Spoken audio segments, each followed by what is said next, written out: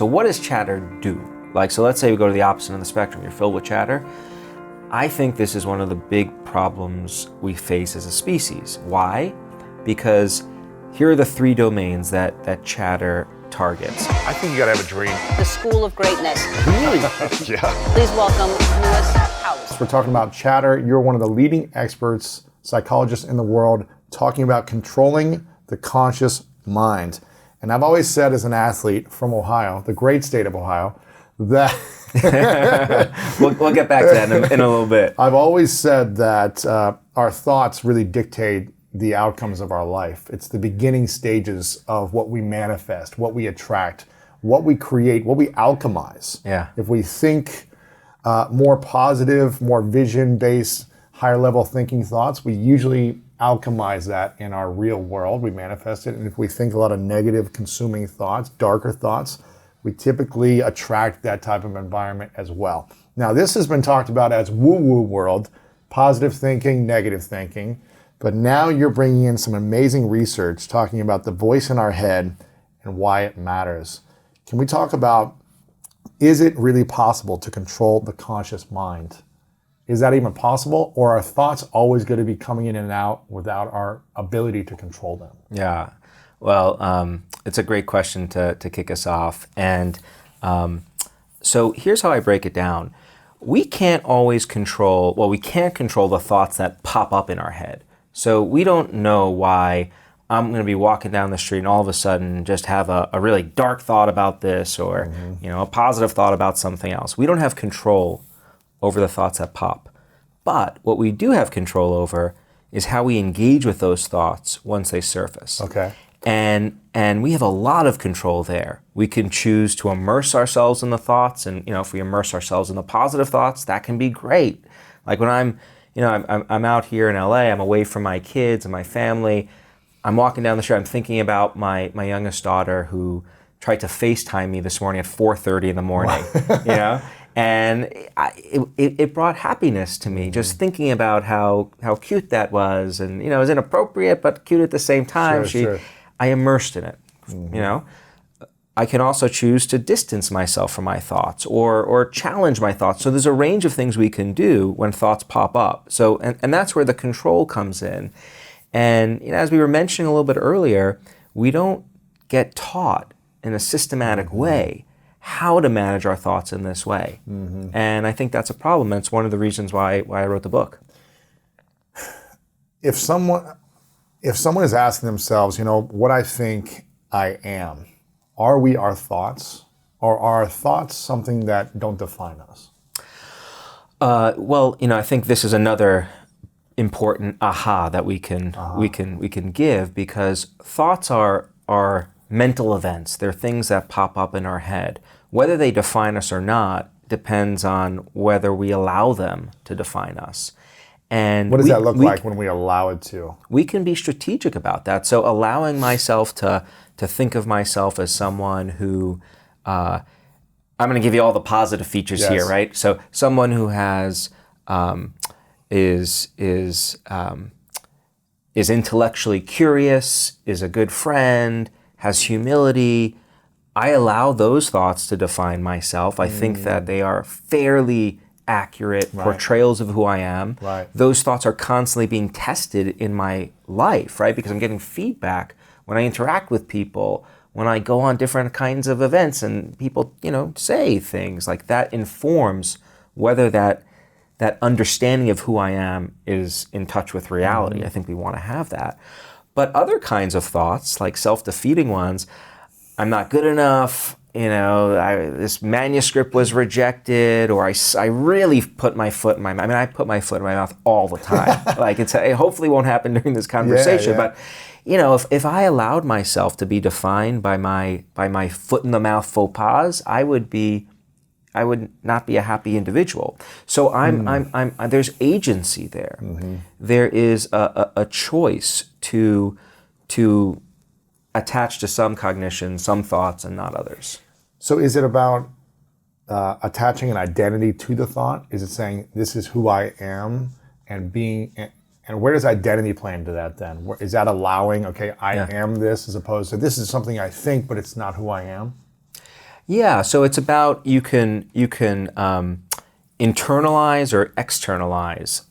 Different kinds of experiences happen to us, right? And so people who tend to be more optimistic, as an example, they'll internalize the positive but externalize the negative. And what I mean by that is they'll take responsibility for positive things that are going on, but they'll shirk the responsibility for the negative. Well, it's about the situation. Now, you could do that to an extreme, right? So let's say you're at work and things aren't going well. You do need to experience some negativity. It's not always someone else's fault. Like sometimes it is going to be your fault, and owning that can be quite useful. One thing that I often tell people is that negative emotions aren't something that we should be trying to avoid. We evolved the capacity to experience negative emotions for a reason. They provide us with really useful information that we can use to manage ourselves. And one of the best examples of this is there are children who are born into the world each year with the inability to experience physical pain. So it's a genetic They can't anomaly. feel. I punch you in the face, you don't feel it. You don't feel physical pain. I stab you with a knife, you don't feel the pain. Real. It's a genetic polymorphism. It's in the Break book. a bone, you don't feel the You pain. do not feel the pain, right? So it's a mutation. It's a quirk of genetics, and you can't feel the pain. What happens to these children is they die young. Oh, because they're putting hand on the fire, they're hitting got their it. head over and over again. You got it. So pain is useful in small doses. It's really helpful that if I put my hand on the flame, I pull it away. The pain, the negativity is what makes that such an amazingly adaptive response. So let's go away from extreme examples. If I've got a big performance coming up, a big event, thousands of people, and a couple of weeks before, the whispers. Steven Spielberg talks about these as whispers in his ear. Never gonna make it. Right? Oh my God! You're not good enough. Thousands of people. You've got to get right. A little bit of anxiety bubbles up. Really useful, because you know what happens? Then I start working on the presentation. Make sure you're prepared. And Make sure- I yeah. practice. So negativity, negative emotions in small doses, elegantly adaptive. When the negative emotions become harmful, is when they become more chronic. And that's what chatter is all about. When we experience a negative emotion and then we get stuck in it, we get so immersed that we start looping over and over and over again. That's not good. And that's the pain point that I think so many people suffer from, and where I think the science can be really helpful, because we know there are things that people can do when that happens to manage it. You're one of the leading experts in controlling the conscious mind. Where's the biggest challenge you face in your personal mindset? Even though you practice these tools, teach these tools, what's the chatter that still holds you back? Well, thank you for asking this. I don't experience chatter. No, I'm lying. Of course I experience chatter. I'm a human. Actually, we've done research, and what we know is that people in general are much better at advising others than they are following their own advice. There's a name for this phenomenon. It's called Solomon's Paradox. It's named after the Bible's King Solomon, who was famous for being wise. But if you read his story, he was not wise when it came to his own life. He had concubines, and they all got in fights, and his whole kingdom unraveled. This is a truism that I can tell lots and lots of other people how to manage their chatter, and here's what the science says, but that doesn't mean I never struggle with it myself. I like to think I'm pretty good at it, but I still experience blips of chatter. Yeah. The domains that I experience it, mostly about the well-being of my kids and my family. When something happens to them, the world stops, and it's easy to start going down that rabbit hole. And Anxiety, stress, worry, fear. Yeah, are they gonna be sick, or are they gonna do well in school, and blah blah blah. And the moment I catch myself experiencing that chatter, I try to put an end to it by using the tools that are in the book and other tools that are out there. So, but certainly, I can experience a work-related chatter. Big thing coming up, a big paper that gets rejected from a journal. That's the currency in science. Like, you do these experiments for years and years and years. You spend time writing them up, and then you submit them, and then people say, no, not so good. Really? Yeah, that's not fun. Rejection isn't a great feeling. How does someone deal with the rejection from the chatter of rejection or the fear of rejection even before they put something out there? Yeah. Say they want to launch a book, a speech, or whatever it is, a paper, but they're so afraid to even put it out there because of the rejection that might come, versus you put it out there and it's rejected. Yeah. How do you manage both of those situations of chatter? Well, so one idea that I really do believe very strongly in is that there are no single tools that work for all people across all situations. We often hear, like, do this and it's going to rid you of anxiety. I've been doing research on this for 20 years. I have yet to find it. I'd be curious if you have in all of the interviews and research that you've done, magic pills, I've yet to find them. But what I have found are lots and lots of tools that can often be used in combinations to help people. And I think both of those situations lend themselves well to using different chatter tools. So take the concern about being rejected. If that were me and it was holding me back from doing something, one thing I would do is I do something called mental time travel, or in technical terms, we call that temporal distancing. I'd think to myself about, how many other situations have been like this, and have I actually been rejected in the past? Yeah, like what are the rates? Like, let's do some reality testing. And when I do that, well, not too many. In fact, just a couple of weeks ago, I had a big presentation, and it was like the prep for this presentation. It was virtual. It was designed to stress me out because first the producers said, "All right, we want you to script this and just record it." And I never memorize talks. I just like to speak, but I did it, and then I sent it to them. And the lighting isn't good, so do it again. And and then at the the 12th hour, they're like, just do it live. So they're pushing all my buttons, and I felt a little bit of chatter beginning to brew. And then I reminded myself, Ethan, you've given literally hundreds and hundreds of presentations. They've never tanked in a terrible way.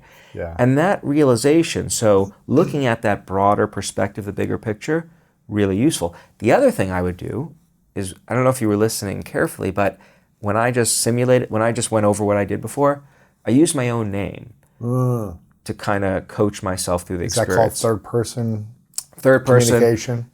We call it distant self-talk. And that's another tool that I think is personally really useful. I talk about this too. There's a lot of data behind this.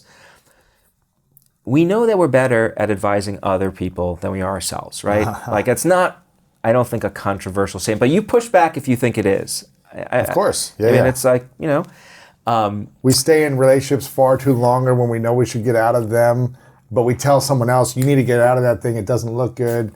We'll do certain things to hurt ourselves over and over. We'll eat the food we're not supposed to eat. We'll do all these things, but we can tell someone else, oh, you need to stop doing that. Exactly. So here's what I find mind-blowingly fascinating. Yeah. We have learned, so this is a big amp up I better deliver here. We've learned that there are ways that we could engage with ourselves like we were engaging with someone else. And language is one tool we can use to do it. And it involves coaching ourselves through a problem using our name and other like second person pronouns, words like you. If you think about when do we use names and second person pronoun you? When we think about and refer to others. Like most of the time I use names, it's when I'm addressing other people or thinking about other people. So like, Laura, what is she doing right now with my wife? Danny, I'm using names. Names in our brains, like, this is the currency of thinking about others. So what happens when you use your own name to think about a problem? It's like a psychological jujitsu move. Yeah. It's automatically switching your perspective and allowing you to start engaging with yourself, advising yourself like someone else. What happens when we don't do that? When we are just, I'm horrible, I'm stupid, I can't do this, I'm never enough, or I gotta get myself out of this. When we speak from I as opposed to, Lewis, you got this. Yeah. Lewis, you are good enough. Yeah. So what happens when we come from I? So I is a signature of being immersed in the experience. And that can lead us down the rabbit hole of rumination and worry, and use your favorite descriptor. I call it Sure. all of that chatter. Ruminations when you're spinning about the past, worries spinning about the future. In each case, you're spinning, you're making yourself nuts. I me my. Chatter is all about being so zoomed in on the problem, you can't think about Can't get out. anything else. What if you use I am in a powerful sense? I am able to get through this. I am confident. I've put in the work. I am loving. Yeah. Would that be supportive? Or is it better to still say, Lewis, you are loving. Lewis, you are kind. Lewis, you got this. Yeah. So, I mean, the positive affirmations, there's mixed evidence behind them. They could be useful in some cases, but less useful, but not useful in others. I would suggest trying to coach yourself through the problem using your name. Because what it does, it's like a mental time out, right? It's letting you step back from the situation, and it's broadening your perspective. When we broaden our perspective, we often realize that there's a lot more to the situation than what's making us Looney Tunes temporarily. Very technical term, by the way, no, Looney it's true. Tunes. Crazy. You're almost like you're in a mental tornado that you can't get out of. Yeah. You're spinning in a loop, and you're in a cycle you can't get out of. So wait a minute, you mentioned positive affirmations, that there might be some research that supports it and contradict it. In the world of personal growth and personal development, positive affirmations This is the thing. has been a standard for probably, 50 or 100 years. Yeah. What is the science of positive affirmations saying currently? Well, so self-affirmations, this idea that I'm a good human being, I'm worthwhile, I mean, there is some evidence that can be useful, but there are other studies that don't show benefits. Not that it backfires, but there's just some variability. Not benefits, gotcha. Right? Well, also There's some if you're variability in lying in the real world, but you're saying I'm a person of integrity, Right. Then there's probably a disconnect if you're saying a positive affirmation, but you're not actually being it, right? Well, I think that gets to like a very profound issue that is useful to talk about here, which is in a lot of the work that we do on trying to figure out how can you help people who are spinning, work through it, you're getting them to engage and work through that problem. All right, Ethan, how are you going to manage a situation? It's a situation. What are you going to do? We're not making it, I like to joke, when we have people distance in that way or use other techniques and tools, we're not transforming this situation into the culinary equivalent of cupcakes and warm cups of tea. And I don't think we should be. That means we're not making this negative thing into a remarkable positive thing. We're turning the temperature down, allowing people to manage this aversive situation in ways that allow them to then move on. Mm-hmm. It's not always possible to take something that is totally negative and make it an extreme positive. And I don't know that we would always want to do that. Really? Because learning from mistakes can be really, really helpful. Like, I value... Isn't there a way to learn from the mistake and not let it consume your energy and make That's you exactly what we try to do. feel exhausted? Something I learned in the last couple of years, that I wasn't good at this until about 2 years ago. And the more I practice it, I have found this technique, maybe there's a term for this tool that you have. I have found this technique to be extremely life-changing for me. Yeah. You talk about the mental time travel. Is that what you mentioned? Yeah. Like time travel, mental time travel. Looking back to see how you've overcome something. Yeah. When I'm going through challenging situations now, especially something that happened a few years ago, there was a challenging situation that I was like, man, this sucks. This really sucks. And it wasn't fun for a few months. I remember saying to myself, the only way that I could get out of it without feeling like pain every day and feeling like taken advantage of and abused and all these things was to say, this is happening in my favor. In 1 year, 2 years, 5 years, 10 years out, I'm going to look back and realize, oh, this happened so that I could do this in my life, so that I could have a better experience in my relationship, so that I could be a better leader in my business. Yeah. It's almost like future time traveling. Totally. And just telling myself over and over, this is happening in my favor. This is happening to support a greater mission in the future. And when I think that way, I'm like, okay, I can handle this. Yeah. So what you described, is not notably, that's not a positive affirmation, right? Like, and in that situation, that's the only thing that, like, sometimes if we're dealing with true adversity, it feels inauthentic to just say everything's going to be it, right? What you're describing is exactly mental time travel, temporal distancing. Temporal distancing is the scientific terminology. It's the dorky term. I throw it in there. It's a habit. Sorry, I like it. Temporal distancing. Temporal distancing. Yeah. What does temporal mean? Temporal time. So distancing through time. You can either do that in the past or future distancing. Or the future. So take COVID, right? Which has been, I think, tough for many of us, myself included, right? Yeah.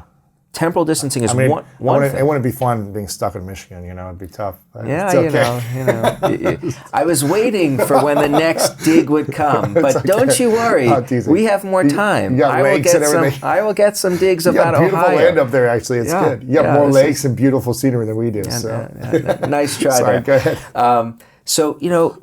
For COVID, one thing, and I've done several. I have like a cocktail a non-alcoholic cocktail I take, right, of tools that I use. Mental tools, right? Because we've actually done some research on combinations of tools are particularly useful. But for COVID, I think about the future. Like 5 months from now, we're going to be vaccinated. We're going to go on vacation. Yeah. The worst part of this will be over. When I do that, I realize that as awful as what I'm going through right now is, it's temporary. It's going to fade. We will get back. That gives me hope.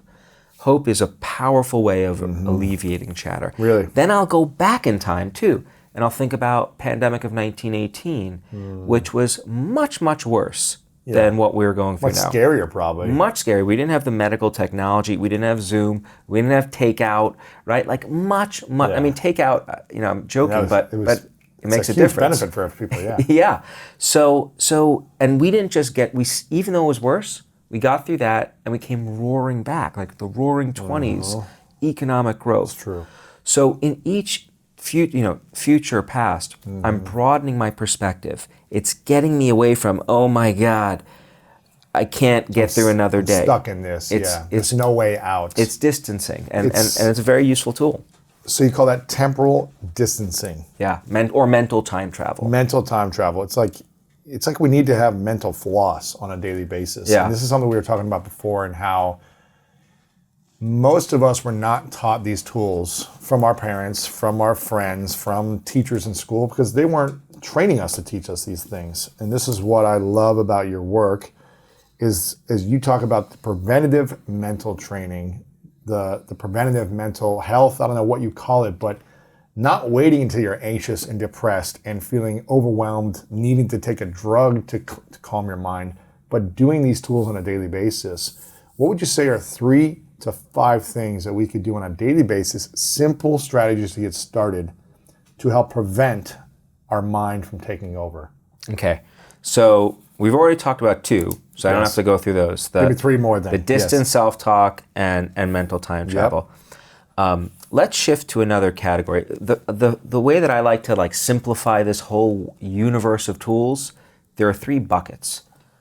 Things you could do on your own, ways of reframing the situation, simple tools that shift how you think, that help you reframe, that can be useful. So both tools we talked about are examples of that. Then another category are what we might think as people tools, ways of interacting with others that can help us. Okay. So let's go into that, and then I'll go into the third. People tools are really interesting to me because I'm a social psychologist, so I care about how we interact with one another. Yeah. But when it comes to chatter, there are some myths out there. So we're going to have some myth busting right now. Okay. So when people experience chatter, they're often intensely motivated to talk about it with other people, to share their emotions, to get help and support. There are a couple of exceptions. If the chatter is around things that we experience shame or embarrassment about, then we don't want to talk. Yeah. But all the other things, we vent. We want to find someone. Let me unload. And is that good or bad, unloading on our friends or family? Well, it's complicated. And Yeah. I'll tell you what it doesn't do. It doesn't help us work through our chatter. And it can even make it worse. By venting to someone, this happened or whatever, or this person did this, and complain about it, you're saying it could make it worse. Why? I'm Because saying they'll it- say, you're right, or... Well, so let's say, so you and I, minus the geographical Yes. differences that we share, we're friends, right? Yes. So let's say I call you up and, hey, I'm really struggling with something. I need your support. Yeah. Let me help you out. So you start asking me questions about what happened. I start sharing what I felt, and we keep going back and forth. That makes me feel really good about our friendship. I feel really close and connected with you. And research shows that when you vent, that strengthens friendships, right? But if all we do is harp on what happened and what you felt, in technical terms, that's called co-rumination. wow. If we just Okay. ruminate together, I leave that conversation and I'm just as upset as when I started. Like that guy. Right. Like it's still, I'm just throwing logs on a burning fire. Right. You're just keeping me going, right? Sure. So hey, great for our friendship, but I still got the problem.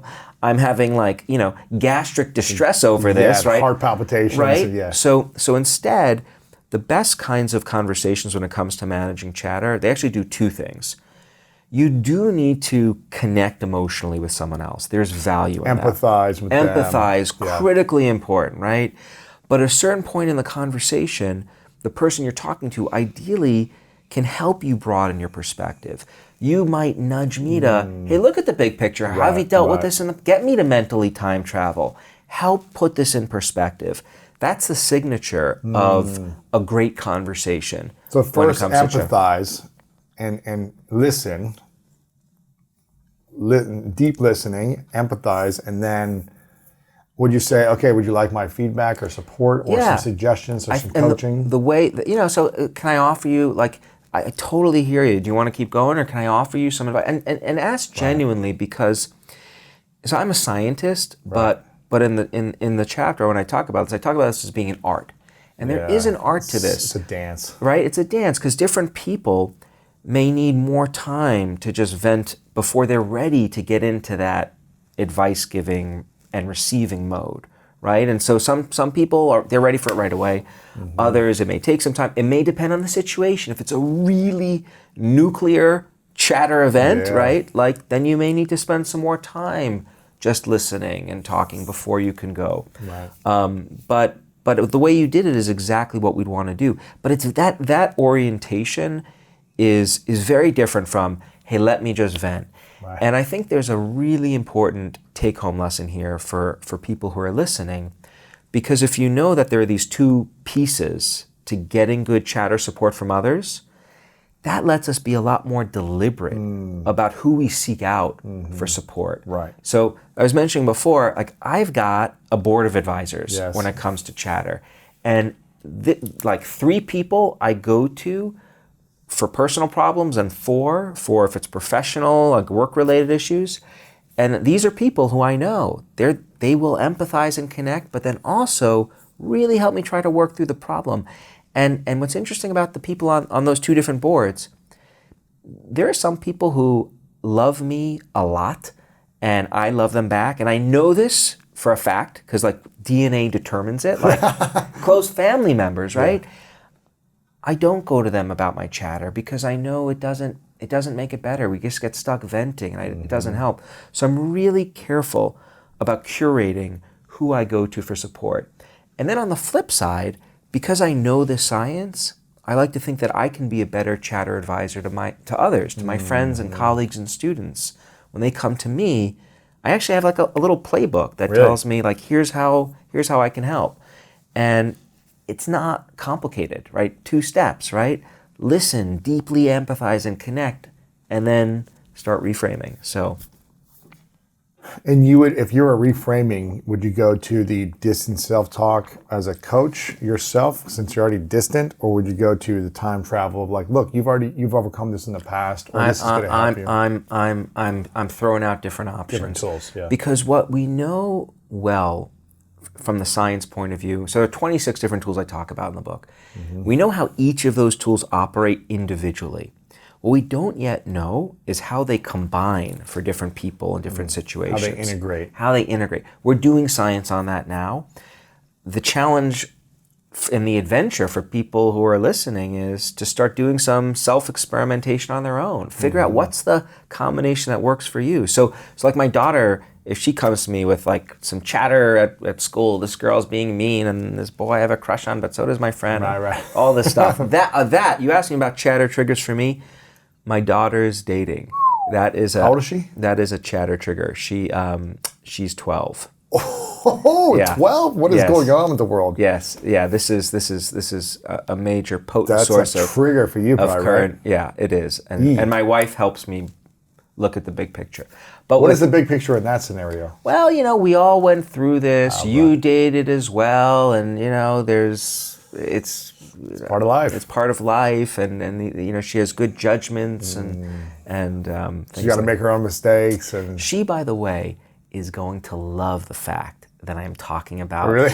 her dating life, and dating is too strong, but this, Sure. Her so crushes. her things crushes. like We that. won't mention any names. Right, okay. If we did, I would then have serious chatter because I wouldn't be allowed back in my house.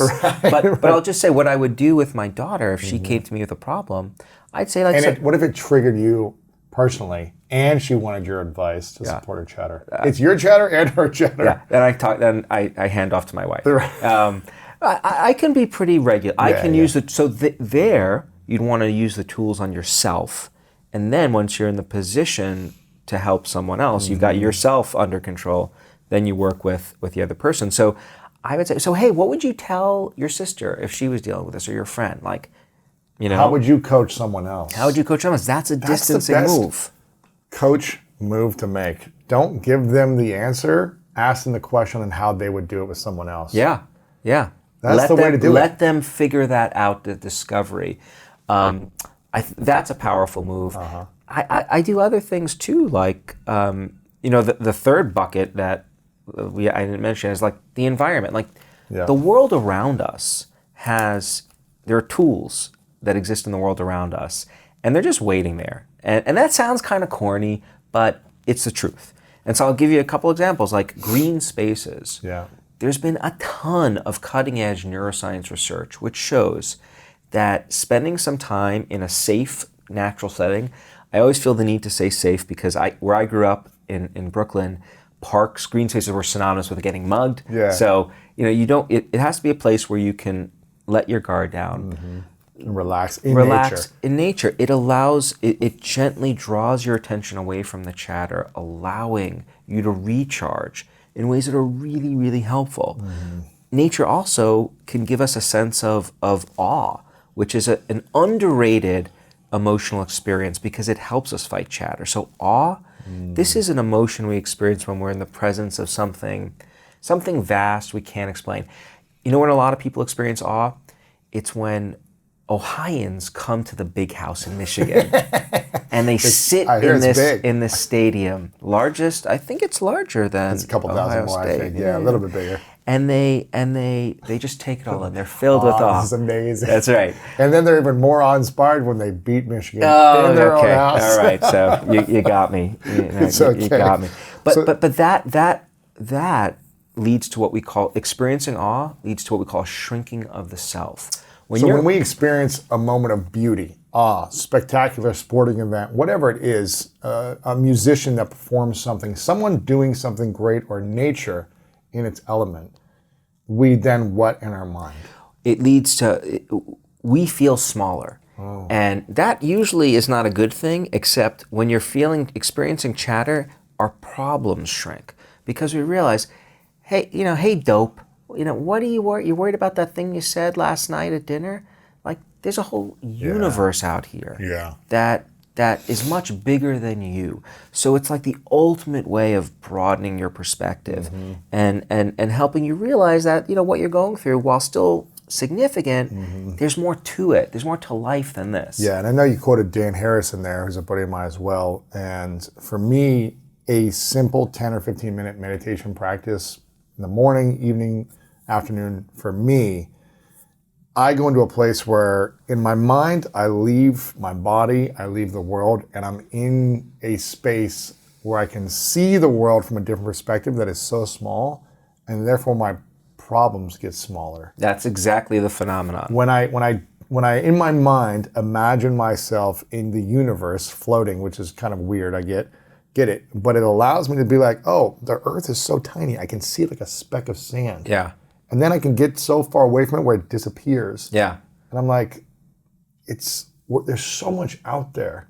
Yeah. And yet I'm worrying about this little problem and making it consuming my mind all day. For what? That's exactly. How is it supporting me? And it's liberating to have that orientation.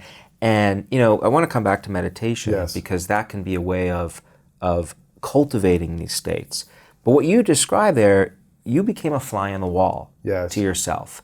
And what we know is that there are these strategic moves that you can engage in to help you do that. Meditation is one, but there are other things that you could do in the moment simply. What else do you like? Language, that's another. Ethan, what's going on? You're becoming an observer to yourself. It's not me, it's someone else, right?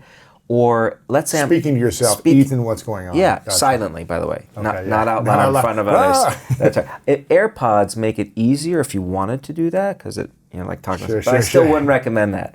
When you visualize, like we often see experiences in our, we think in terms of words, but also in terms of images and pictures. So I could probably ask you to think about a time in your recent past when you got angry and ask you to have a mental snapshot of that event. You could probably see that. Yeah. We can actually we can manipulate the imagery. And so like I could ask you to replay it happening through your own eyes when you got into that fight. Or I could ask you to float away and see yourself in that event, like interacting and fighting with that other person, becoming a fly on the wall to your own experience. Yes. And that's another way of doing what you just described, which is zooming out and being like, hey, there's more to it than this. Like, I love this other person. There's this phenomenon that, I don't know if it's a phenomenon, but when I heard him say it, it really made me think differently. I don't know if you know Dr. Joe Dispenza or if you've seen his work at all. And I asked him a question. I said, should we all be focusing on healing the traumas or the memories of the past? And he said, yes, heal the memory of the past, but really start to remember the memories of the future and put your memories now of what you could create in the future and start putting your energy towards that as opposed to the pain of the past. Should we be thinking about the past? Should we be thinking about the future, or just being more present in your mind? These are deep, big questions, and I'm so glad you asked them. Actually, this is not the school of average. This is the school of greatness. We're not in Michigan right now. We want to be the school of greatness. All right, let's go. Okay. Let's start with being in the moment. Yeah. Because this is all the rage, and it has been for quite many years right now.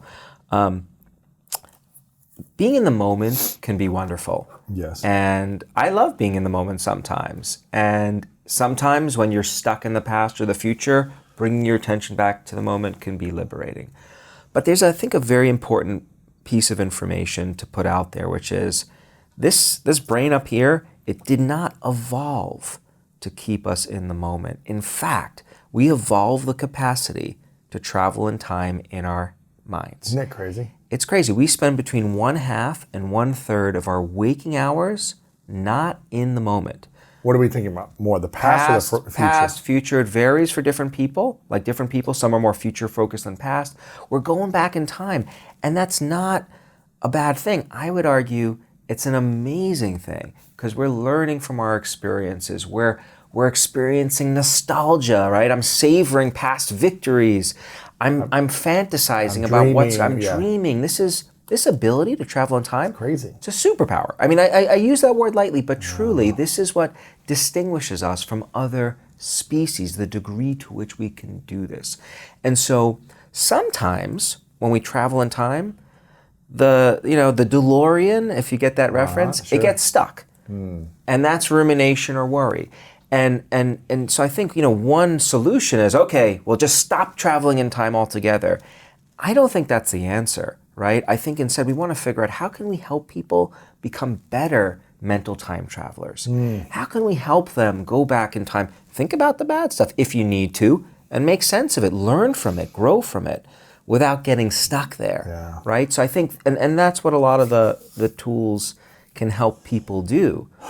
I've heard that there's somewhere between, I don't know, 50,000 or 80,000 thoughts a day that humans have. I'm not sure what the actual number is. Is that accurate? Well, it'd be I don't know, and it's a hard question to answer because part of it's like, well, what does it mean to even have a thought? Is it an image or verb? So it's a hard one, but it's a lot. There's a lot of thoughts. A lot of stuff happening up here. Would you say there's tens of thousands of thoughts or connecting points of ideas throughout the day? There's a huge amount of activity occurring in our brains, probably much more than most of us would imagine in terms of, I mean, we're constantly making connections, I mean, all the time, subconsciously, and then it bubbles up into awareness, and it's... Sure. I've heard also, again, I don't know if this is true, that, if we had 50 to 80,000 thoughts a day, most of them I hear are negative, and most of them are on repeat. I heard 80% or something like that is repeating thoughts. And most of the time they're negative or worrisome or fear-based or protection thoughts. Well, that I can comment on. Okay, go ahead. So there have been like lots of different kinds of research. One of my favorite studies was it was an anthropology study where a very brave scientist went up to people on the streets of New York, gave them a tape recorder. It was like a decade ago, and just asked them to speak out loud the thoughts streaming through their head as they navigated the streets of New York. Wow. And it's really interesting. I tell this, I go into this a little bit in the book, and you hear people, one woman starts talking about like, she's looking for a Staples store, and then she's thinking about her friend's cancer diagnosis and going down that rabbit hole. And then she's like, oh, and someone just cut me off, and now I'm going back to this looking for Staples. So the thoughts are pinging all over. But what comes out of that study, and many others, studies that try to quantify this with really cutting-edge tools, is that the bulk of our thoughts are negative. So the majority, it doesn't mean all of them, and there's variability across people, but a lot of the thoughts that are bubbling up are in that negative range. As to whether it's repeating over and over, that's certainly a very common experience. I don't know if that... What do you think would happen if, let's say that's fact for most people, right? Yeah. Most people have reoccurring thoughts, and most of the reoccurring thoughts are negative. Or we see the negative, whatever reason, because we're designed to keep Bad is stronger ourselves than safe. good. Have you ever heard that phrase? I love that phrase. Bad is stronger than good. Bad is stronger than good. There are lots and lots of studies which show that we are more sensitive to losses than gains. And the idea is, from a survival point of view, it's potentially more threatening to experience bad stuff than it is good stuff. And so we care about survival, so we want to be vigilant for the bad stuff. This is why the news stations continue to show the bad, because That's exactly right. people are, they're going to put their attention Clickbait. towards it, and we're going to focus our energy on the bad more than the good. We try to shift that and send out positive information to help people to overcome the bad, overcome the negative that they're consumed with. What would it look like if a person had 80 to 90% positive thoughts or powerful thoughts or empowering thoughts on a daily basis and very little negative chatter? Maybe the chatter came in for a moment and they were able to address it and move back into a positive place. What would that person be able to create in their life with more empowering thoughts over negative thoughts? That would be, to use a technical term, very good. Well, we could reverse engineer things to answer that question. So what does chatter do? So let's say we go to the opposite end of the spectrum. You're filled with chatter. I think this is one of the big problems we face as a species. Why? Because here are the three domains that chatter targets and sinks us in. Our ability to think and perform. So when you're on that hamster wheel, right? all of your attention is on your problems, it doesn't leave a whole lot over to work on what you need to do at your job. Makes it really hard to perform under stress, leaves habits to unravel because you get stuck in paralysis by analysis, Yes. right? So thinking and performing, that goes down. When you have chatter and you can't get out of it, your performance and your ability to think clearly goes down. Goes down. And, Okay. and across domains, tons of evidence to support that. Let's go to another domain of life that we care about, something called relationships. Yes, huge. So we know that chatter creates friction in our social relationships, and it does in a few different ways. If I want to talk to you about my problems, one of the things that often happens with chatter is I talk, and I keep talking, and keep talking, and keep talking. And there's a limit to how much someone else, even the most well-intentioned loved ones and colleagues, can take on without them experiencing their own chatter. So it can create This is problems. exhausting. That's whatever. right. Let me get out of the house. So friction in relationships. The other thing is, let's say we're here, and I'm thinking about other stuff. You're talking to me. You're telling me about your day. If my mind is somewhere else, I'm not listening to you, and that's that can also create problems in relationships. So if I have chatter at the dinner table, and my youngest daughter, wants nothing else than just tell me about what she did at recess. I ask her, hey, so what did you do today? She starts talking. I go somewhere else. 10 minutes later, I'm like, oh, so what did you do today? Yeah. Like, I just told you. How many times can you do that without problems beginning to brew? Yeah. So relationships are an issue. And then the last domain is our physical health. People often say that stress kills, and I think that's actually a little bit misleading, because the ability to experience a stress reaction, a fight or flight reaction, this is a feat of evolution. Like if there's a threat, someone's coming to get me, it's really good to know that there is this response that quickly prepares me for how to react. Yes. So stress on its own, not bad. What makes stress toxic is when the stress reaction goes up and then it remains elevated over time.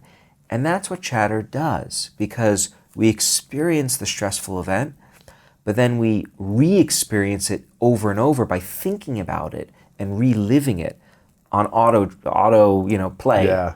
And so, chatter's been linked with things like cardiovascular disease and inflammation and all sorts of... So having negative, ruminating, worrisome, anxious thoughts on a consistent basis is linked to diseases.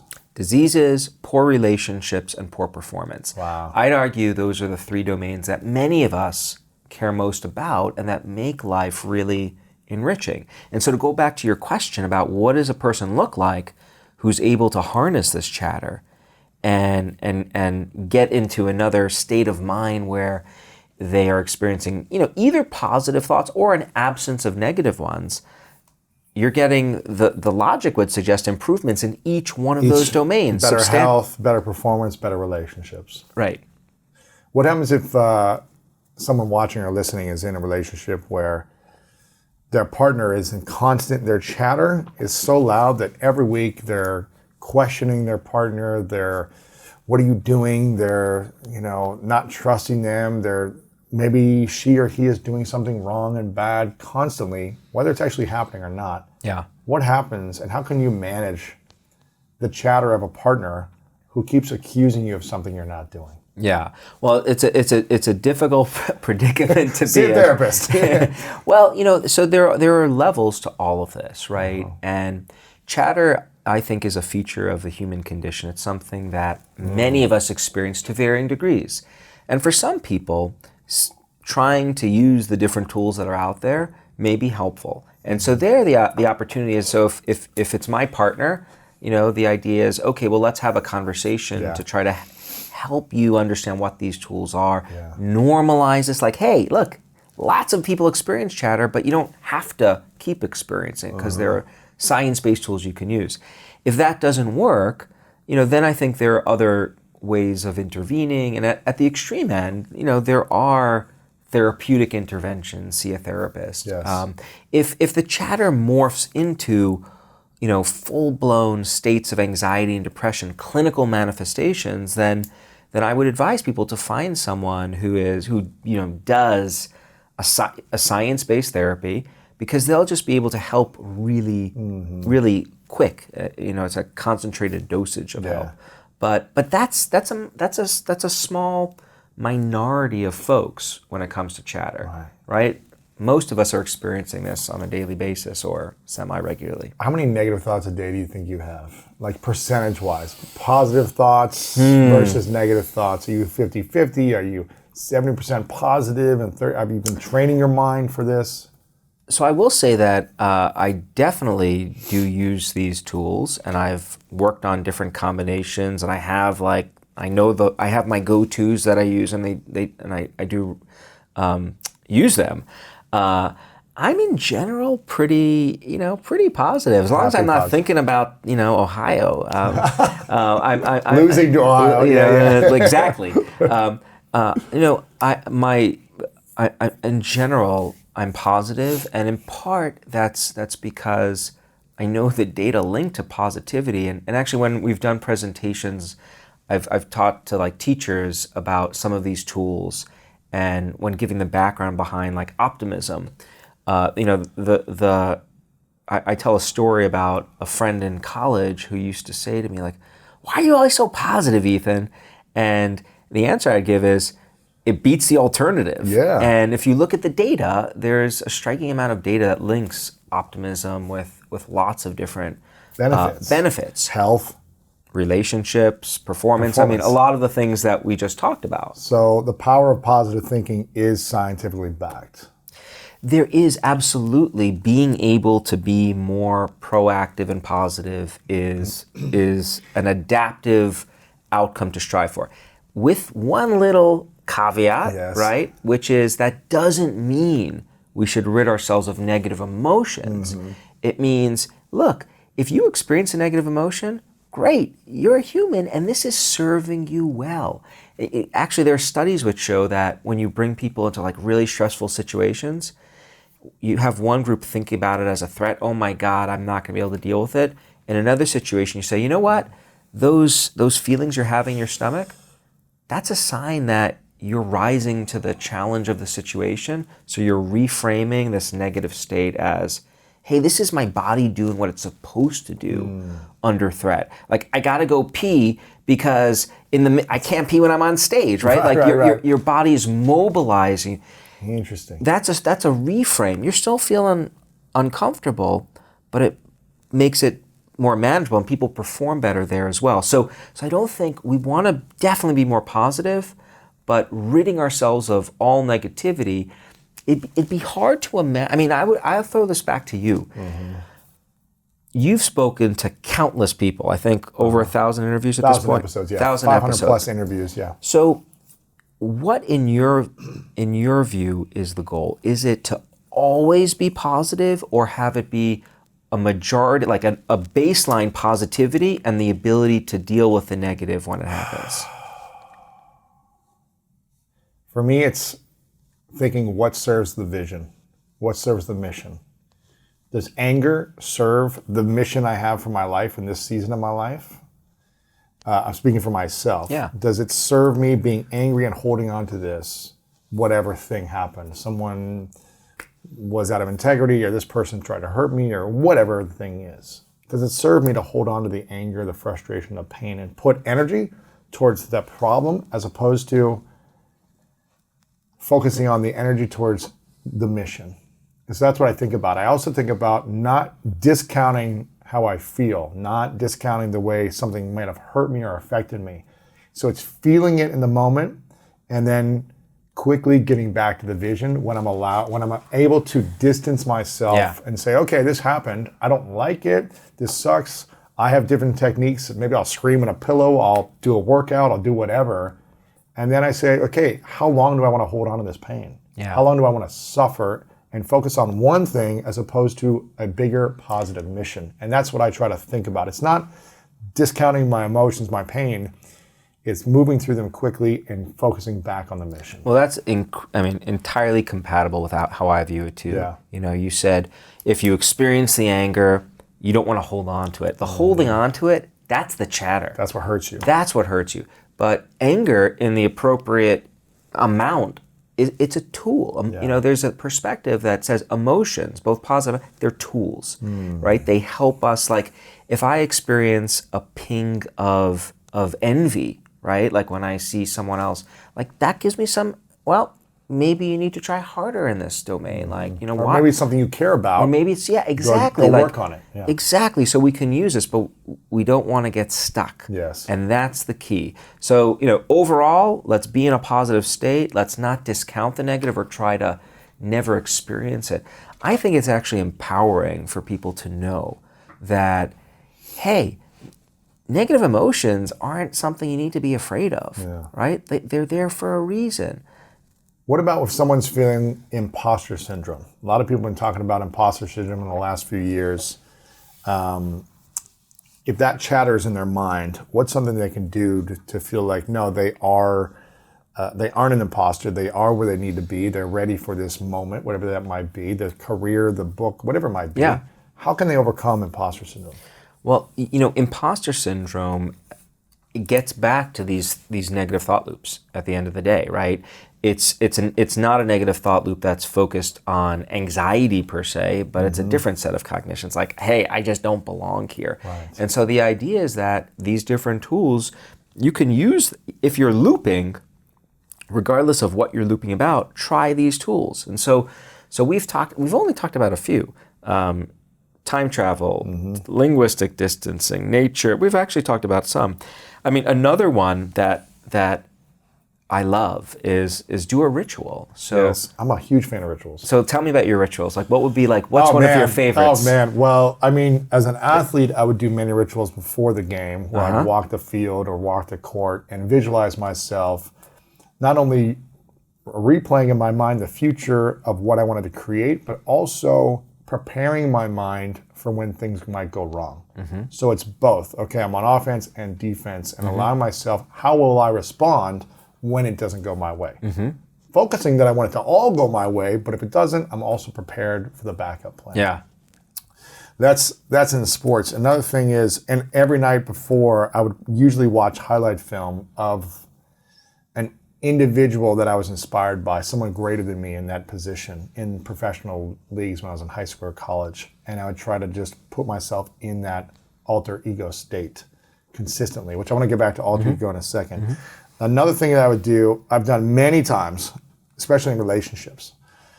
I've never really ended relationships well, intimate relationships, and I've always held on to a lot of pain and suffering of what could I have done better, or did I do the wrong thing, or this person doesn't love me, whatever. This has been kind of like a challenge in my past. I've had so many ceremonies and rituals where I write letters that I don't share with anyone, thanking the person, talking about the things that I'm grateful for, talking about the things that I didn't like about the situation, apologizing to them, forgiving myself, and then letting them go. And what I'll do is I'll fold it up and then I'll burn it and I'll put it in the ground and I'll bury it. So this might sound weird. Okay, I'm just moving a little bit closer to the door. You're like, get me out of here.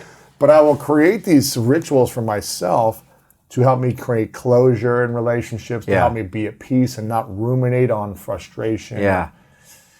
From both sides. And I think it allows me to like close the chapter as opposed to hold on to pain. So I do a lot of weird stuff. I don't know. But here's what I find so cool about this entire space. Like you describe that as weird. I think of it as beautiful. Yeah. And what so many of us do in life is we stumble on tools that help. Sometimes tools that don't help. But I don't think. I mean, did your parents tell you that when you break up with someone, you should write a letter and burn it? No, I learned this through therapy and different reaching out to experts. Right, stumbling on stuff. And what I think the opportunity is that to say, okay, well, here's what we know about how all these things work, and we can just give people a list of these things, so we don't have to wait to just kind of stumble on. Like LeBron James is another example of this stumbling. When he was trying to decide whether to leave the dreadful state. I'm just joking. When he was trying to figure out whether to leave the Cavs, I was actually I really like LeBron, and I rooted for the Cavs. Yes. I'm a Knicks fan, so it's been some dark days for a long time. But when he was first, way back before Miami, when he was trying to decide should he leave the Cavs or not, during a press interview, he was going through his thought process, and he said, you know, the one thing I didn't want to do is make an emotional decision. LeBron James got to do what is best for LeBron James. Distant self-talk. He just did it. Jennifer Lawrence is in a New York Times interview with a reporter who starts asking her like really hard-hitting questions. What does she do? She stops. She goes, all right, Jennifer, get yourself together. This isn't therapy. Like, I don't know. I haven't spoken to LeBron or Jennifer, but I don't know that anyone told them to use their name when they get into distress. When I see that sometimes, and I think people will see that, if you'll see a celebrity or an athlete say, you know, Conor McGregor is the greatest of all time. Narcissism, or whatever. right? Don't you think they're like, okay, this person's got an ego, and they think they're this big shot? This is where the science is useful. Wow. So we did a study where we tracked people, how frequently they do this in their lives. 5 times a day, we sent them a text message and asked them, how much have you talked to yourself? Have you done it using your name? And we did this over 2 weeks. We included measures of narcissism, how much of a self-inflated sense of zero relationship. So they didn't increase their level of ego and narcissism? No, their ego stayed the same. And people who were more narcissistic to begin with weren't more likely to do it. So, you know, we see people do this, celebrities in front of the camera. One thing to keep in mind is, look, celebrities are more often in front of the cameras than non-celebrities. So there's more opportunity to see. And the other thing is, this might just be an example of something that's useful that has a social cost. That's why I don't tell anyone to do it out loud. But let's go back to... So they do it internally? Internally. Always do it internally. So you're not saying Ethan Kross is the best, you know, when you're doing interviews. No. I'm like, Ethan always knows what to do. Ethan's always... You're not saying this out loud. I'm already uncomfortable. I know. I never... You say it internally. Internally, and that's an important disclaimer. Always internally. But to go back to rituals. Yes. So rituals are useful. First of all, I think it's really important to recognize that our cultures give us rituals. Like there are things we develop on our own. You have one. Before I go, you know, before I give a presentation, I repeat in my head what my high school wrestling coach used to tell me, and that's my ritual, and it helps me feel better. But our cultures throughout time have bestowed rituals upon us. So when someone dies, we have grieving rituals. When babies are born, birthing rituals. Birth's historically been a time of stress, joy, but also will the baby make it? And so it's a tool. It's like a technology that we've discovered that can be very useful, and it helps in a few different ways. One of the things that people the experience of having chatter, you can feel like you don't have control. My mind, my thoughts are in control. It's chaotic in there. I don't know what's going on. And human beings love being in control of things. Right? If the world is certain and we can control things, we feel really good. What we've learned is that by doing things that are under our control, like engaging in a specific sequence of behaviors, like you do with your rituals, or even things like organizing our surroundings, like tidying up, that gives us a sense of control. We can control our space. The environment. That's why I make my bed every morning. That's why it creates so much peace of mind going into the next activity, knowing I did a productive activity, I have a clean space, I don't have a dirty mind. That's right. A clean environment. That's right. You're compensating for the lack of control you have in your head by controlling yourself. It's I'm a pretty easygoing guy, and under normal circumstances, if you came into visited my office at home, stacks of books and teacups lined up. Sure. And but if I've got some chatter, that office is spick and span, and I often do it reflexively. I just start organizing and cleaning up. What does that do for the mind when you organize your space? It organizes your thoughts. Really? And so and so there's data. This is not just Rafael Nadal. He gave an interview several years ago, and I think it was a journalist who asked him, what's the hardest thing you struggle to do on the court? And his answer was, the hardest thing I struggle to do is battle the voices inside my head, manage the chatter. And if you watch Nadal, you know what he does. Nadal is famous for engaging in these elaborate rituals. He orders his water bottles, positions them perfectly on a diagonal with the court. Before every serve, he like flips his hair, pulls his shorts out of his butt, and bounces the ball. Right. He says, so why do you do these rituals? They provide me with the order I seek in my head. And the data bears that out. There are studies which show that doing these rituals or organizing your spaces can actually have anxiety-reducing features. This is why you see a lot of baseball players do the same attempt before every at-bat. You see basketball players at the free throw line do the same amount of dribbles or flip the ball, and the ones that do it consistently don't have to think of another approach. You do the same approach every time to clear your mind. And so rituals are kind of like, they're another one of these cocktails in the sense that they help us in a few different ways. So they help us by giving us the sense of order and control. That's useful. Rituals are also often attentionally demanding in the sense that they're not easy to just do. They're multiple pieces, like what you described, writing a letter, right? Getting to the point where you where you actually thank them and apologize. Thoughts on the paper, everything. Right? That's effort, Yes. right? And then you're also crumpling it up. You're burning it. You're putting it in an incense machine. Yes. You're blowing it all over the place. You're rubbing it under whatever. There are steps. And so performing those steps takes our attention away from the chatter. So it can be useful in that way too, as a momentary distraction. And then the other thing is, rituals, not always, but are often infused with meaning. So there's meaning that we often have from engaging in the same ritual the same way. Like when I have a weekend ritual with my kids where I wake up, I exercise, I go to the farmer's market, I come back, I make breakfast for my daughters, Nice. we do it together. There's meaning. And that meaning is like you describing, becoming that fly on the wall. Right. Like, there's more to life than what I'm, and so rituals do all those things. Absolutely. And it's one, so that's another tool. Lots of tools that are out there. That's why I think it's important to have some type of ritual, whether it's 5 minutes or 50 minutes, every morning and every night, to help start your thoughts in a more productive and powerful, progressive way in the morning and not be in reaction chatter mode. Yeah. Start the day that way and finish the day to close the mind down from the chatter. I like to just finish with gratitude with my girlfriend. What are 3 things you're grateful for? I share 3 things to create perspective. Okay, maybe I was angry about this today or this happened, but there's still a lot of good. Let's focus on that. Yeah, and I think gratitude is a very useful intervention. So I think it's great that you guys do that.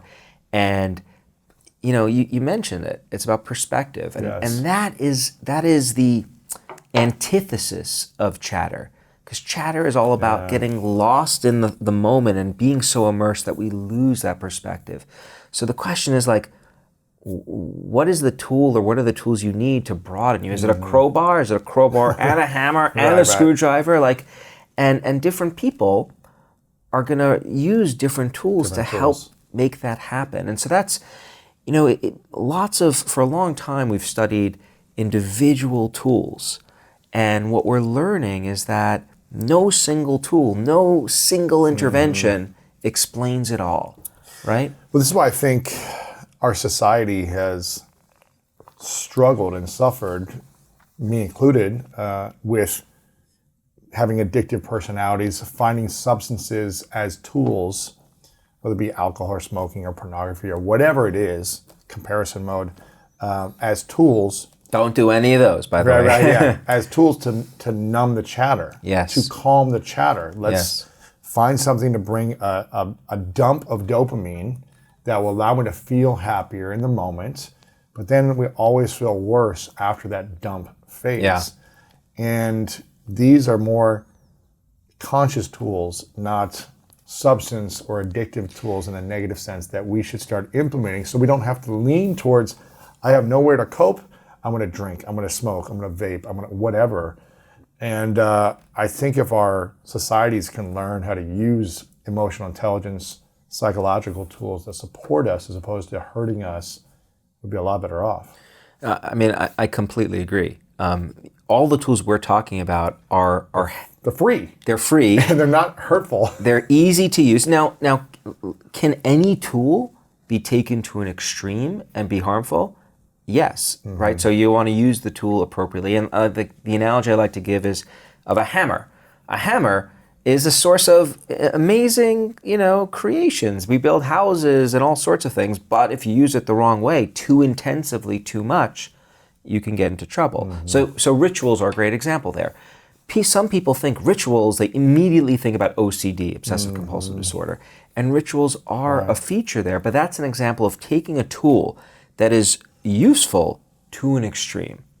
Gotcha. And always needing to organize everything every moment, that's chatter in itself. Exactly. That's when the tool becomes chatter. Exactly. So having that recognition, I think, is important. What about mantras? We talked about positive affirmations. What's the difference between a positive affirmation and a mantra? And is a mantra a tool we can use to eliminate chatter? So mantra, is prevalent in meditation, and meditation, I would, suggest is another kind of tool we can use to manage chatter. It's one tool among the many. It's not the only tool, and I think that I've been meditating on and off since I'm 5 years old. Wow.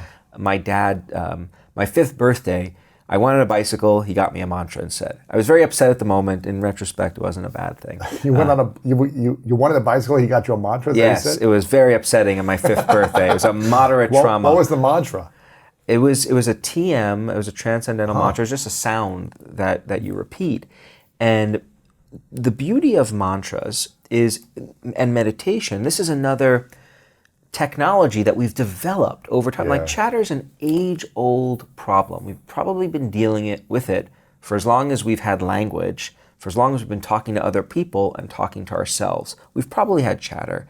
And we've learned tools over time to help with it. And meditation is one of them. So when you repeat a mantra over and over again, the idea is that that's not easy to do, because it's hard to focus on one thing. So what over time, what you realize is, oh wow, I just wasn't focusing on it for minutes. And so you realize how easy it is for your attention to shift and for other thoughts to come into play. But over time, the idea is that you begin to realize that you're not the same thing as your thoughts, and you can let go of thoughts, right? And just re-bring your attention to something else. So it's a way of training your attention and also getting you to understand that you don't have control of the thoughts that pop up in your head, but you do have control about what you do once they pop up. And I think that awareness is really, really important. Yeah. If you are going to, when I teach a class on self-control, we often have a discussion about this. And some students, I ask, what is self-control? Is it a failure? What if you have the temptation to eat after 10 o'clock, but you don't follow through with it? Is that a self-control failure? Some students think, no, you've succeeded, you didn't give in to it. Other students are if you have the thought itself, you've failed. And my response to those students is, you are setting a really high bar for success. How do you not have, having the thought, you're going to think, I want to eat food, but the self-control is, but I didn't act on it. That's exactly right. That's right. Yeah. So I think, but that's, to go back to the learning about stuff, no one teaches us about these things in a formal way. If you take a class in psychology, maybe in college you'll get this. And I think it's a problem, because when you think about, I spend a lot of time talking to educators, and we teach children, adolescents, about information that, we think it's culturally significant. It's knowledge that so you want to read Charlotte Bronte, and that's questionable, but we think it's important, or we think this information is actually going to serve these students well as they go on and live their lives. So me learning math is useful. Learning how to compute a percentage, amazingly useful. Every time I go to give a tip, I do a percent, right? Right. Practical knowledge. Why are we not teaching people about how the mind works and how to manage the mind? It's hard for me to think about a more important topic. Not a day goes by where I'm not challenged in some way that requires me to manage myself. and we're just like throwing the people we care most about into the world without any information about this. I feel like the not everyone, but the ones that grow up playing sports, coaches, usually great coaches, have learned some of these tools and techniques for their athletes when they're under stress, anxiety, when they fail, when they lose, when they get injured. The great ones have learned these tools on teaching them about how to do this when they're in school, which is what I felt like was very supportive for me, because I would fail tests all the time and I didn't know how to feel like I was stupid, or how I wasn't stupid, and how I wasn't worthy, and how I wasn't lovable. Like, I was feeling those things because I would fail so much in school, but I learned in sports in high school and college, like, no, like, here's how you deal with failure. And here's how failure can be a tool to support you. Yeah. And failure doesn't mean you are a failure. It's information, it's feedback to support you in improving, and where your gaps are and how you can take the next step. If you're not failing, I mean, you're not growing. Yeah. That goes back to the importance of negativity in small doses. You need, like, if my life is, I'm not ready at this point in my life to just be in, existence mode of coasting. Like, I want to grow personally, professionally, and there's going to be some hurdles you experience. Yeah, there's a meme online. I've said this before on the show. There's like a meme of that says, like, when a kid is learning to walk, they fall something like 1,000 times or something like that, and none of those times do the kids say, maybe this walking thing isn't for me. Yeah, that's a great example. It's like, they're not like, I fell 100 times, I hit my head, I scratched my elbow, I'm crying. They don't say, I'm just going to crawl the rest of my life and just live in this space because it's painful. That's right. They figure out, they use the couch, right? I'm assuming, and they figure it out. Exactly. And that's what we need to learn as adults is, how do we not fail once at something and think, I'm a failure, I'm going to never do this again because it hurts so much, but how can I learn to manage the chatter in my mind and take the next step? That's exactly right. And why do we have to wait for people like you to figure this out? Why do we have to wait for people to just stumble on the tools? Now, like what you're doing with this podcast, that's one attempt to educate. And I think we need a lot more. I think there's an opportunity here to be systematic in how we give people this information, teach people. And we don't have to wait until you've got an iPhone, and we could go much earlier. And so I think that's a really exciting challenge and opportunity that awaits us. And I think, there's more receptivity to that nowadays. What about the subconscious mind? What's the difference between the conscious mind, the subconscious mind? And how do we manage the chatter of the subconscious mind? Well, I wish I knew that one. The conscious mind is what we're aware of, our subjective experience of who we are and how we feel. And that's a territory, that's a space that I feel comfortable. Right, that's what you study. I feel comfortable navigating. The subconscious mind is a giant mystery. We still don't quite know what gives rise to a particular kind of thought. Like, why does a thought bubble up? We have some ideas about what the triggers can be, but there are so many different computations happening in our brain all the time. Like, the brain doesn't go off like when you sleep or when you're not thinking. It's always engaging in different operations, and you could argue that all of that is subconscious. And so it's not until things bubble up into our awareness that we can start modulating things. Got it. I don't know of tools that can be useful for managing the subconscious chatter. Freud was a big proponent of that, and a lot of those tools haven't stood the test of time. So that's not to say we won't find tools at some point. We still have a ton to learn, but it's not something that I would know how to coach someone on. Yeah. I grew up in a religion called Christian Science, where the founder of the religion was named Mary Baker Eddy. Yeah. And she had a quote that said, "Stand porter at the door of thought." And this is something I heard over and over as a child, to not allow negative or mortal thoughts enter my mind and take over the mind. Because those were the things that would hurt me and have me thinking harmful thoughts about myself, about others, about doing immoral things like that. And that's always stood with me, to stand porter reporter at the door of thought. And when we don't control what comes to the door, like things are going to come to the door of our mind all the time, but what you said, we control like how we respond to those things. Yeah. Do we open the door and allow it to come in and stay there? Or do we open the door and say, hey, you can leave? Well, and that describes right there the difference between, so to answer your question, I think there's a time and a place for engaging with the thought and just letting it float away.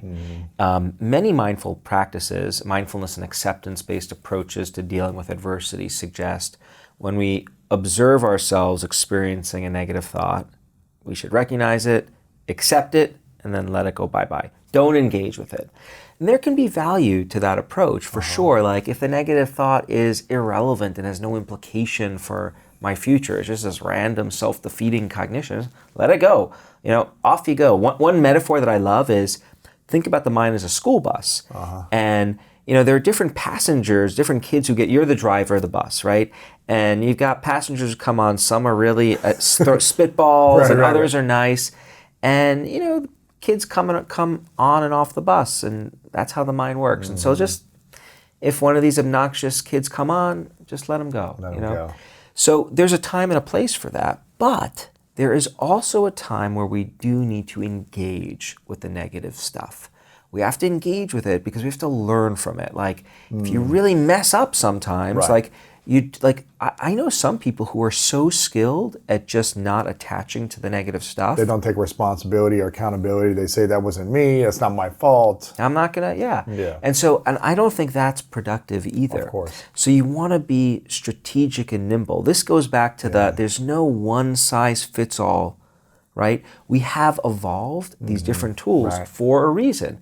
So my wish is, if you've got like a building team come in, they've got these amazing toolkits or like Batman, the utility belt with all the different, we want to give people the most sophisticated tool belt that they can have so that they can be adept at using the right one given the right time, situation. Yeah. And what about the alter ego mindset? Is this a tool that you would talk about or you recommend people using? Like Beyonce uses an alter ego when she goes on stage. I used to use one when I was going on the football field.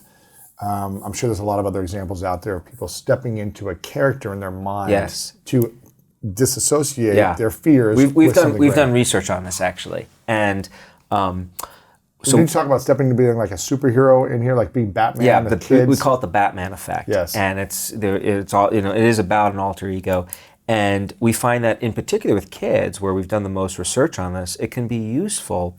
It's another kind of distancing tool, right? Like you're stepping outside of yourself and into this other identity that is skilled in the domain you're in. So for kids, it's like pretend you're Wonder Woman or Dora the Explorer or Batman, and then we put them in stressful tasks. Well, what do we know about superheroes? Like, they don't give up. They keep going. Right? If you're assuming that alter ego, you keep doing it. Now, the one caveat to this is, if you're going to choose an alter ego, choose wisely. Right. You don't want to choose to become the Joker, right? or choose your other villain, because there is some research which suggests that it depends on which alter ego you select, because you're going to assume part of their identity, and so you don't want to assume the malicious or the bad guy. Of course. But yeah, that's another kind of tool we can use, and that's another distancing tool. Distancing. So it's like if chatter is all about immersion, we want to find ways of just broadening that perspective, breaking people out, getting outside of themselves momentarily. Coaching yourself, or whatever it is. Yeah, meditation, any tool you can to get away from it. And then get away, but then engage once you're from that different perspective, right? Okay. So we don't want people to avoid. We want them to step back and then be able to engage more objectively. Just like I'm giving you advice. Like, your problem, like, I could weigh in. It's not happening to me. I can really use every mental resource I have to give you the best possible advice. When I'm bathed in emotion, not as easy to do. It's really hard when we are so emotional and angry or frustrated or fearful to communicate the right way, like in a healthy way. Yes. Extremely hard. I've been there so many times in the past. What should we do? when we want to argue with someone, we're angry at someone, a business colleague, relationship, whatever, should we unload them in that way, or should we try to figure out a way to like calm the chatter first and then have a conversation? That one. But why does it seem like 90% of people can't do that? Well, I think because number one, it's hard to manage chatter. We've been struggling with this for a really long time, and again, we don't talk about these tools that are out there. So for some of us, we're just stumbling on these tools. Others aren't discovering them at all. Other people may think like that the things they're doing aren't actually helpful, like they're venting or they're taking drugs or doing other things that we know are harmful. So I think there's an opportunity here to learn about what we can do. And then, of course, there are these impulses we have. Like when we get angry, we're often motivated to engage. And so remembering to think about the big picture, I think can be really helpful. That's key. What about language we use? You said language is key. Not just the internal dialogue, but the actual words we say. How does the words we say affect our thoughts? Well, so language can shape how we think. We don't only think in words, so it's not the same thing as thinking, but certainly the way we use language to explain what we're going through is really powerful. I mean, the subtitle of my book is "The Voice in Our Head," our inner voice, and oftentimes when I talk about this material to people, the first thing they say is, "Oh, how can I silence that voice? Just shut it up. I don't want to ever hear it." And what I say to them is, no, you don't want to do that. You want to stop the chatter. But words, language, this is a powerful tool. So I'll give you a couple examples of what language does for us. In the most basic sense, if I were to, I'm going to spell out a word. I'm going to give you some letters. I want you to just repeat these letters in your head silently. Okay? Okay. M-I-C-H-I-G-A-N. Yeah. Okay. Can you repeat those letters in your head 2 or 3 times? You don't want to, but so if I give you a phone number, 209, 209-0501. Like someone gives you that doesn't happen anymore instantly at parties, but when we were growing up, it did. Yeah. You repeat that in your head, you're using your inner voice to do that, right? That's part of what we call our verbal working memory system. This system, it's essential to life. Like you go to a grocery store, you want to, what do I need from the grocery store? Eggs, bread, and milk. Your inner voice lets you do that. So that's an essential way that language helps us. But then it gets more complicated. It does other things for us. Before I give a presentation, in my head, I will go through what I'm going to say on the stage. I'll go through it word by word in my head, and then I'll actually hear what someone's going to ask me, and I'll respond. So I'm simulating that whole. You're visualizing. I'm visualizing. I mean, I'm doing it with language in my head, and I think that helps prepare me. I use language to coach myself, to control myself. All right, don't eat the cookies when it's too late. The pants are going to they're already a little tight from the pandemic. Right? We also use language to, I think, this is like the most magical feature of it. When bad things happen, we try to make sense of those experiences. And we use language to do that in ways that shape our understanding of who we are. So like when I'm rejected or I experience loss, I think about those events and I try to come up with a story, a narrative that explains it. That's all about words. So language, it lets us do a lot of amazing things, but it can also take us down the rabbit hole. If we're using negative language and constantly putting ourselves down. For me, this is the type of work that I feel like everyone should be consuming. So I'm really grateful you created this work and this book, Chatter, The Voice in Our Head, Why It Matters, and How to Harness It by Ethan Kross. Make sure you guys get a few copies of this book because there are 26 tools in here. I was going through a lot of them and I felt like I used some of them already and others I was like, wow, that's a powerful thing that I could start applying to my own life. So make sure you guys get this book. I think it's going to be an incredibly powerful tool that you use for yourself and for other people in your life and coaching other people as well. So get the book, Chatter, The Voice in Our Head, Why It Matters.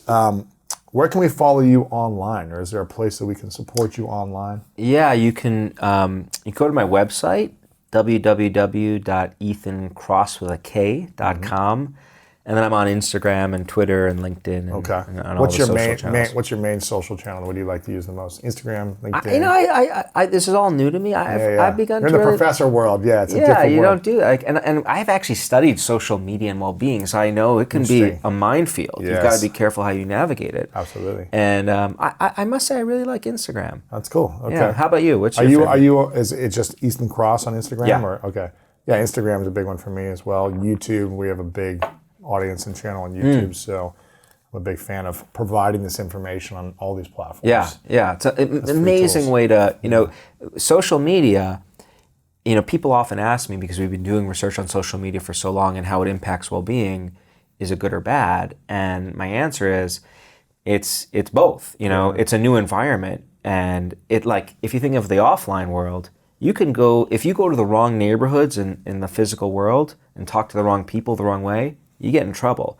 If you go to the right neighborhoods and talk to the right people, you could benefit. Social media is the same way, and one of the real benefits is how it can connect us and get information out. So that's how I've been trying to use it, and not for the more harmful. You got to use the tool appropriately. Don't right. abuse the tool, otherwise it'll abuse you. That's Just right. like the tools in your book. That's right. You got to learn to use them in the right way. Really grateful for this. I've got a couple final questions. This question is called the 3 truths. So I'd like you to imagine a hypothetical situation. It's your last day on earth many years away from now. You live as long as you want to live, but eventually you got to turn off the lights. You've accomplished everything you want to accomplish. You see everything come to life, your dreams, all that stuff. But you got to take all of your work with you. No one has access to your content, your words, videos, nothing. You have to take it with you to the next place. But you get to leave behind 3 things you know to be true from your experiences of life, the lessons that you would share with the world, and this is all we would have to remember you by. I call it the 3 truths, your 3 lessons. What would you say are your 3 truths?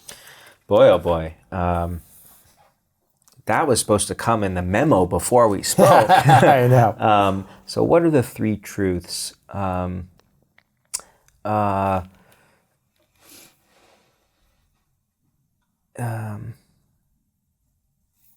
It gets better with time, because it almost always does.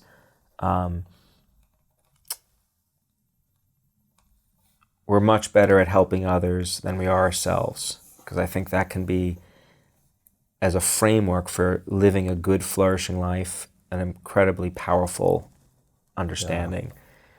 And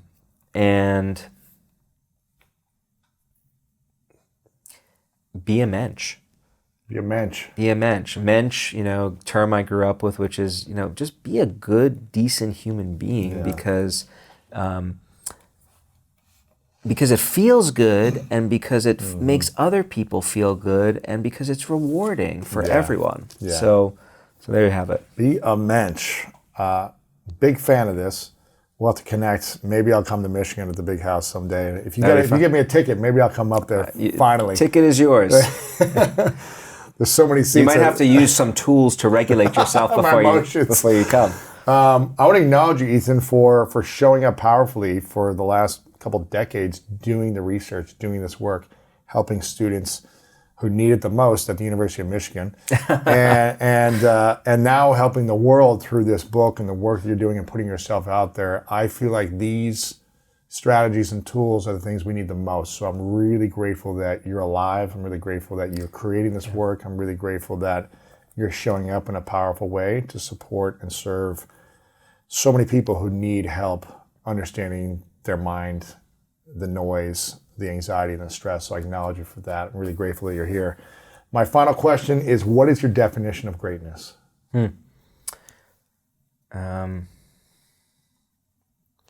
Sorry, I'm not. This is another one. I wish I had the memo on this one. No worries. What is my definition of greatness?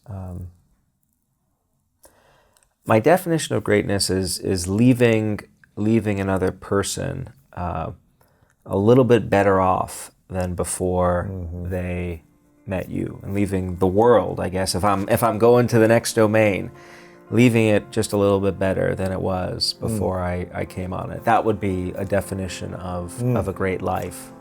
Love it. Ethan, thanks, man. Appreciate it. Thank you. Appreciate it, man. Force positivity is one of the greatest contributors to decreases in human well-being right now. Because what it does is it doesn't allow people the space or even the permission to process normal experience.